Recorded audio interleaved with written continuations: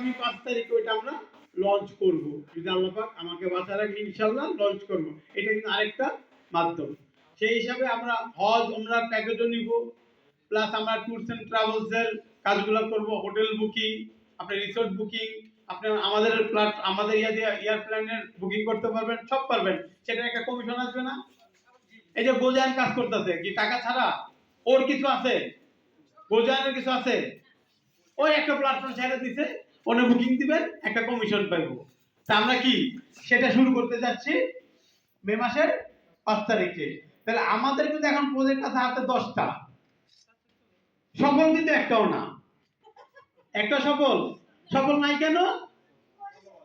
আমরা করি নাই। আমি না, আমরা করি নাই। আপনারা যদি মনোযোগ দিয়ে কাজ করতেন, একটা প্রজেক্ট কি ডিসমিস অবস্থায় থাকতো? প্রত্যেকটা প্রজেক্ট সফল হইতো। আর প্রত্যেকটা প্রজেক্ট ইটেনের জন্য প্রফিটেবল বিজনেস। একটা বিজনেসের লুজার বিজনেস নাই। এখানে পচে যাওয়ার সম্ভাবনা নাই, এখানে নষ্ট হওয়ার সম্ভাবনা নাই, এখানে ডিম কিনেন নাই, হাঁসের ডিম কিনেন নাই, 7 দিন করে গরম করলে নষ্ট হয়ে যাবে গা, এটা না। এটা একটা প্ল্যাটফর্ম চালু করে দিবেন, আপনি ইনকাম আসতেই থাকবে। তারপরে কি চান না যে ওই প্রতিষ্ঠানের রয়্যালিটি আপনারা সমান ভাগে ভাগ করে পান? শুধু এমনি পাক তা না, আপনারাও পান। অতএব আগামী মাসের 5 তারিখের মধ্যে যদি আপনারা যে লিডার ভাগ করে দিব আমরা, সেই লিডার থেকে যদি এভারেজে 12 লক্ষ টাকা বিনিয়োগ দিতে পারেন 5 তারিখের মধ্যে, আমরা লিডাররা ভাগ করে দিব।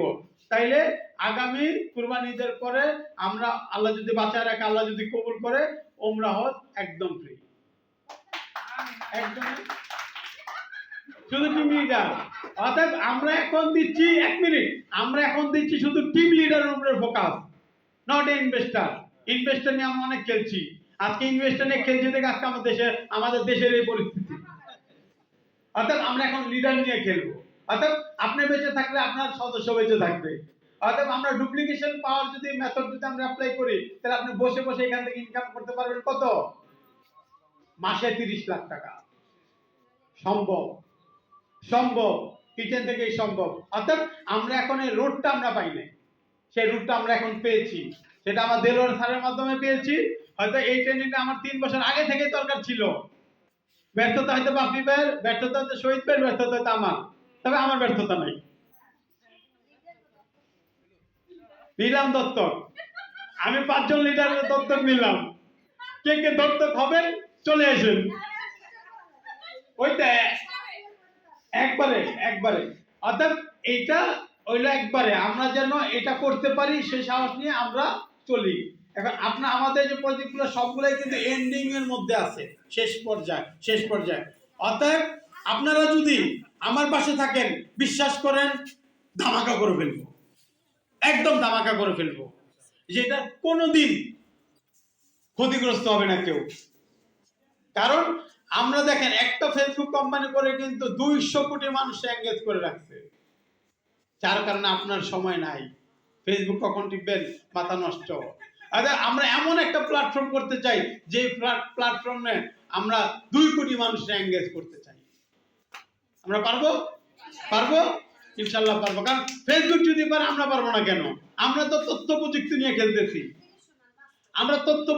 খেলতেছি, কারণ টেলিভিশন একটা তথ্য প্রযুক্তির আন্ডারে। এখানে যত ক্যালকুলেট দেখেন সব তথ্য প্রযুক্তির মধ্যে। তাই আমার বিশ্বাস আমরা পারবো, আপনাদের বিশ্বাস হওয়া উচিত যে আপনারা পারবেন। অর্থাৎ এখন থেকে যারা নেগেটিভ তাদের বাদ দিয়ে দেন, যাদের ভিতরে কনফিউশন তাদের ডিলিট করে দেন, একা চলেন। আপনি দেখেন আমি কিন্তু একা চলছি, সবাই ছুটি দিছে, আমি কিন্তু ইটেন থেকে ছুটি নেই নাই, নিব না। বেঁচে আছি যত পর্যন্ত। আপনাদের হয়তো একটা দৃশ্য মনে থাকার কথা, যখন আমি প্রথম স্ট্রোক করি, স্ট্রোকের দিন কিন্তু হসপিটাল থেকে বাসায় না যাই কিন্তু অফিসে আসছি। শুধু এইটা না, সেকেন্ড বার যখন স্ট্রোক করি, এক নাইট স্টে করে পরের দিন অফিসে, শহীদ ভাই তো দেখতেন, শহীদ ভাই জানে আমি হসপিটালে, আমি তাকে বাসায় অফিসে এসে বলছি স্যার আমি তো অফিসে।